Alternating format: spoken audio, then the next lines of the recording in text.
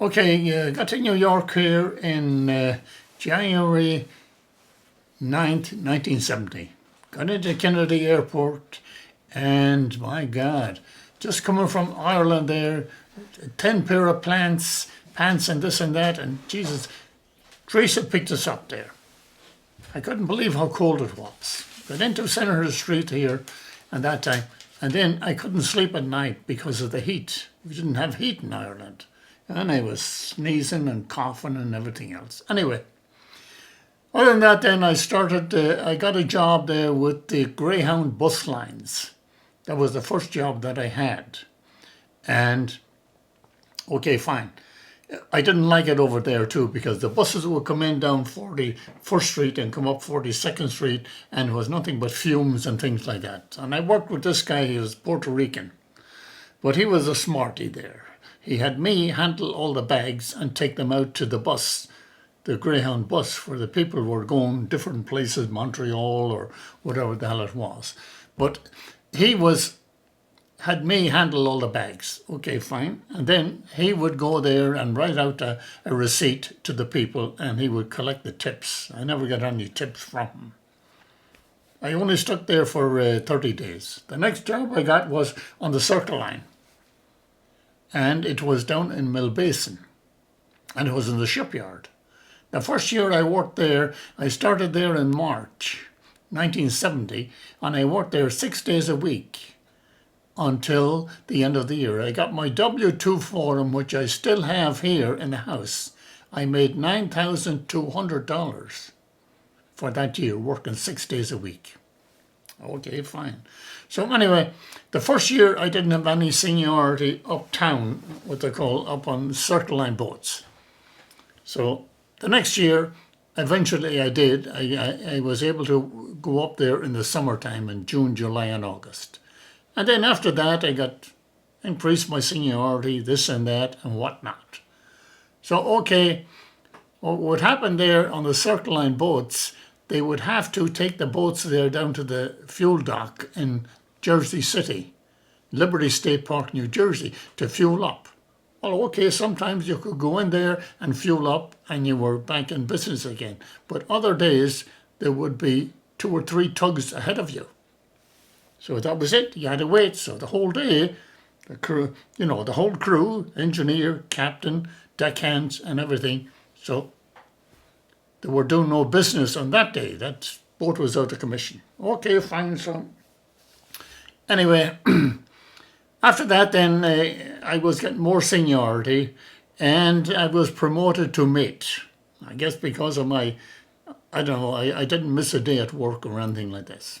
All right, fine. So, okay. So then the company decided O'Driscoll was the senior, he was the vice president. Barry was the president. O'Driscoll was the vice president. He was from Cork, Bear Island in Cork. So they decided they were going to get their own tanker. So he went down to Florida and he got this small shipyard there and he commissioned this guy to build a small tanker. Okay, fine. It wasn't big, 65 foot long. It carried 22,000 gallons of oil. Okay, fine. So now they had to bring it up from there to Florida. So they asked Joe Teacher, he was familiar with all of that stuff, he worked on the tugs. And then they wanted an engineer, but no engineer wanted the job because it was a dry boat. There was no toilet, there was nothing in there, it was just a bare boat. Okay, so they asked me. And I says, okay, he says, Driscoll, he says, you want to go? I says, okay, fine. So we did, we went down to Jacksonville, Florida. And we started off there the first day down there. O'Driscoll was working on the radio, and okay, we thought everything was okay. That evening we left. We went down to the fuel dock, fueled up, and got some water and things like that. So we set off. Then we were steaming up north. Joe Teacher, he knew, he had the charts and this and that. So anyway, 4 or 5 hours out of Jacksonville there, he said to me, get up on the pilot house with the binoculars and look and see if you can see the Savannah light. Well, there was no sign of the Savannah light, but in the glow you could see a glare in the horizon over there. So now I'm sort of thinking this is something wrong here. We shouldn't be that far out from the land. So anyway, it was 4 hours on, 4 hours off. One sleeping bag, that's all. Whoever was on watch, we took 4-hour shifts. So if you were out on the deck, then, because we were still in Florida, so it was warm water. So whoever was in the sleeping bag then made sure that you had a rope tied around you and onto the railing so that you wouldn't fall overboard. So, okay, fine. All right, 4 hours on. And I'm on watch this night, and I said, Jesus, this temperature on the engine is increasing. It's getting hotter and hotter, Called up teacher and says, okay, well, look at, hey, that's it. There's something wrong with this. It's not picking up the water. It's not cooling the engine. So anyway, we decided then, we ran into some fog, and we figured, okay, we'll anchor. So we headed back in towards shore, and we anchored out there. And that night, it was a little stormy Gotham night. I remember going up there in the middle of the night there. I was afraid now that the anchor rope would chaff on the bit up on the front. So I went up there with another line, and I made a bridle. So now we had like 2 lines there supporting the anchor. Okay, fine.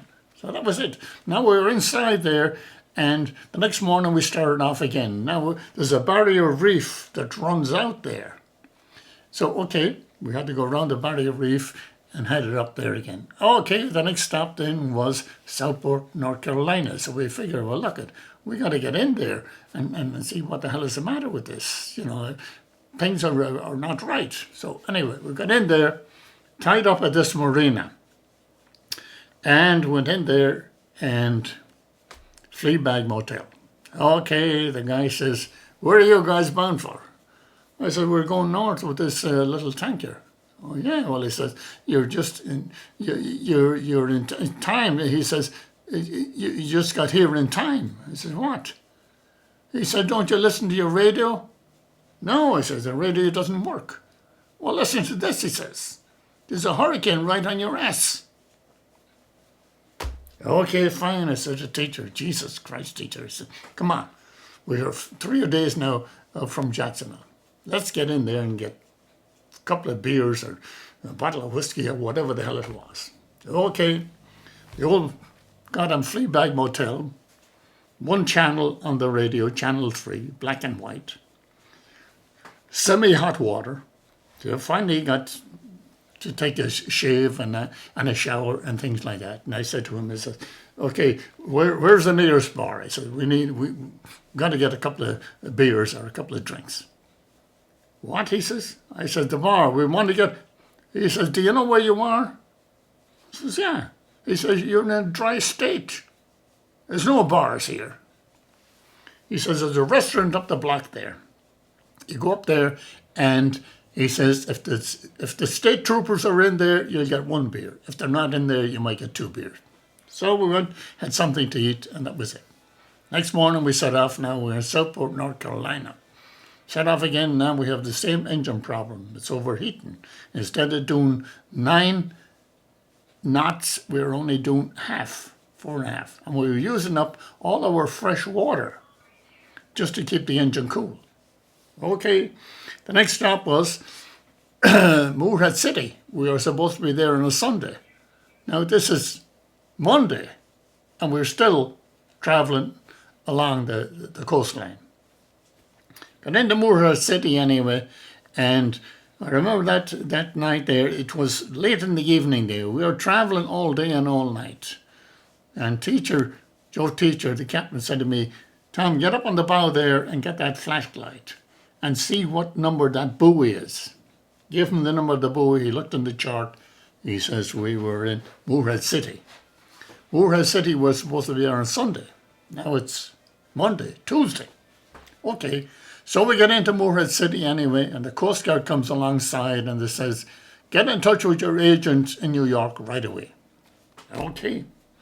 Got in touch, called up New York, O'Driscoll and Barry, and said, where the hell are you guys? I said, we're in Moorhead City. He says, do you know what?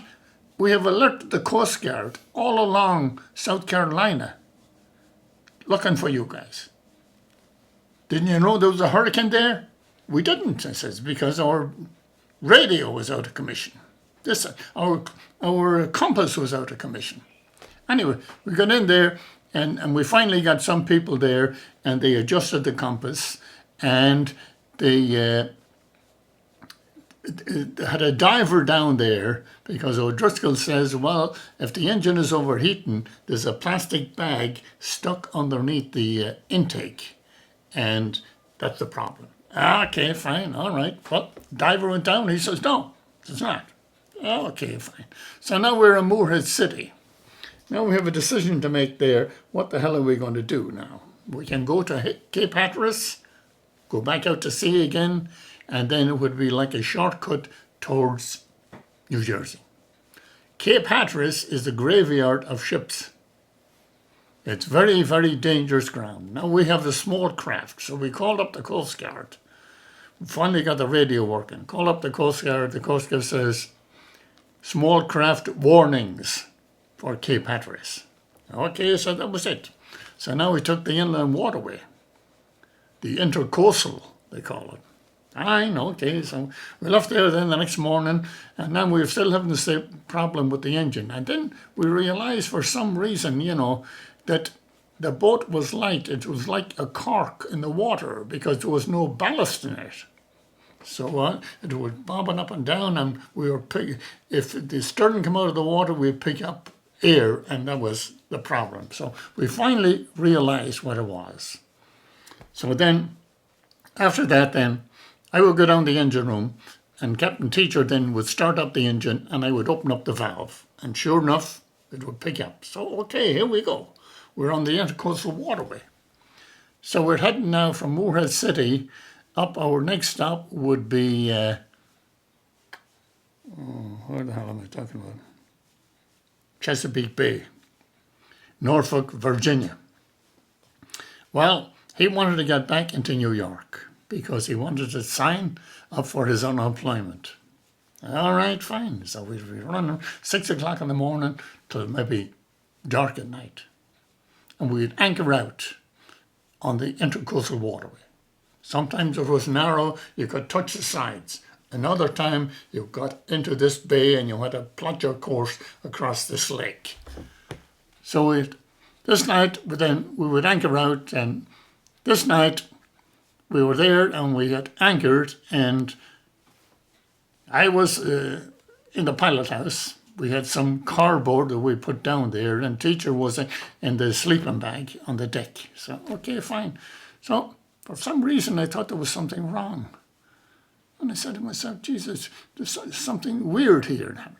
Got out on deck anyway. The anchor had dragged, and we were heading for the shore. Reset, started the engine again, and reset the anchor. Okay, back to sleep again, trying to get some sleep. Well, okay, in the middle of the goddamn night, I had known from other captains there that you got to be careful on the Intercoastal Waterway because the tugs come through there they're pushing maybe 4 or 5 barges ahead of them. I said, okay, fine, all right.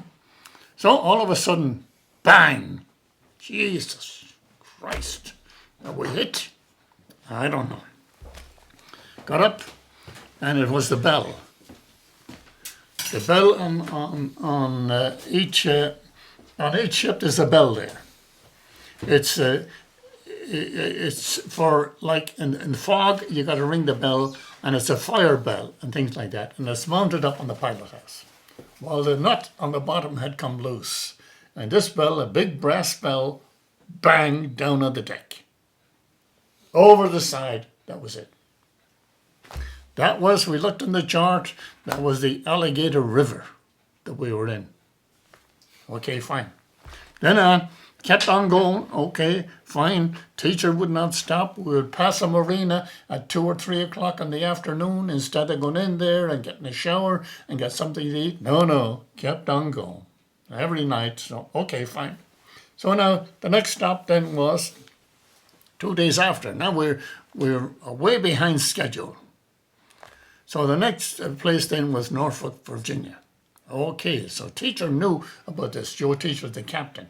He had taken tugs down there and this and that. So, okay. So anyway, we're going in there and it's getting dark at night now. And at that time there, all of a sudden you see the ship passing you by there because it's a naval base. So they never used any lights or things like that. But we were running with our lights on and things like that. So they would come alongside and check us out. So a teacher said there's a range light. A range light is like red over green or a green over light. And that's you stay on that range, you're okay. You're a good water. So anyway, we couldn't find it. And we got into a fucking argument.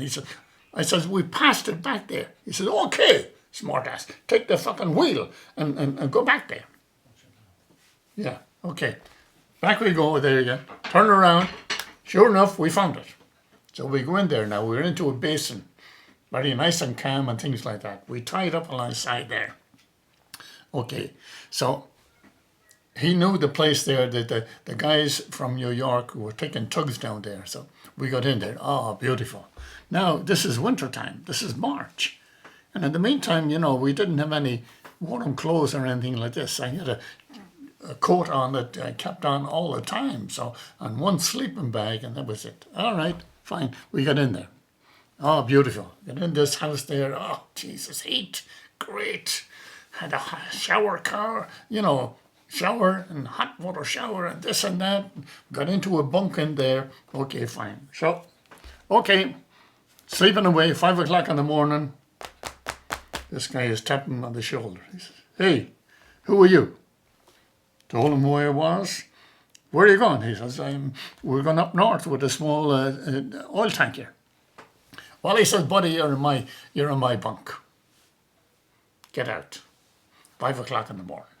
Okay, fine, I says. Well, teacher, you're not going to go to sleep now. I'm awake and that's it. Let's get the hell out of here. So we had to leave there. What was it, like a boarding house or something? Yeah, it was like for captains, tugboat captains. It was down there, a place to stay. So I says, okay, fine, all right. So here we go. So now we have to decide from that Moorhead City there, what are we going to do? Go around Cape Hatteras? So now the radio is working. Called up the Coast Guard and said, small craft warnings. Cape Hatteras is off North Carolina there, and it's the graveyard of ships. So we were out of the question. So we had to stay on the intercoastal waterway. 2 more days then, we got into Virginia. Okay, Chesapeake Bay. So we were there, and as I say, the guy there talked to me and said, come on, buddy, get the hell out of here. You're in my bunk. Oh, Christ, great, okay. So anyway, we went up to the marina there, up to the fuel dock, and we loaded up on fuel, and then we decided, well, we'll fill up those goddamn tanks with water, because beforehand, we were like a cork. We were just bobbing around in the water. Okay. Fueled up there, got up there and got some groceries and this and that, and hit the road again. Now, another 2 days before we get into, well, we're in Norfolk, Virginia. Okay, so Chesapeake Bay then called up there and says, small craft warnings there too, and we had to cross the Chesapeake Bay to get into southern New Jersey. That was it. So another day, traveling all. Finally, we got into Cape May, New Jersey. Okay, heading up along the coast now. We're up along the Jersey coast, and that's it. In the meantime, at Cape May there, not at Cape May, but at Chesapeake Bay there, we loaded up on fuel. We got a case of beer, and we got sneakers, and we got a new shirt, and this and that, and whatever. So, okay, we're sitting. Take us another 2 days now before we get to New York. Up along the coast of New Jersey, fine. Traveling day and night. Took us 2 days to get up there. When we got up to New York there, that was it now. Okay, here we go into Mill Basin, where the shipyard was. So we got rid of all the junk. Dumped all the cans of beer that we had and whatever else, and sneakers, rotten sneakers, and any dirty clothes. We hadn't had a good shower in a long time. Fine, we got in there. That was it. Tied up there. Went into O'Driscoll there. Told them, that's it. Here's your boat. It's out there. Your tanker is out there. What's the name of the boat? Captain Log. It was an old captain that they had there, and they called it Captain Log. So anyway, that was it. So we took a couple of days off. Fine. They gave me $1,000, and they gave Joe Teacher, the captain, $2,000. That was our fee. Okay, fine. So after that, then we come back there, and then O'Driscoll said to me, he says, I want you to run the Captain Log. So that was it. Now they had their own fuel boat. It carried 22,000 gallons of fuel. So they didn't have to bring their Circle Line boats to the fuel dock anymore, so. Yes, I was there and I ran that boat for maybe, I don't know, a couple of years or whatever it was. But other than that, that was the finish of it there. So, other than that.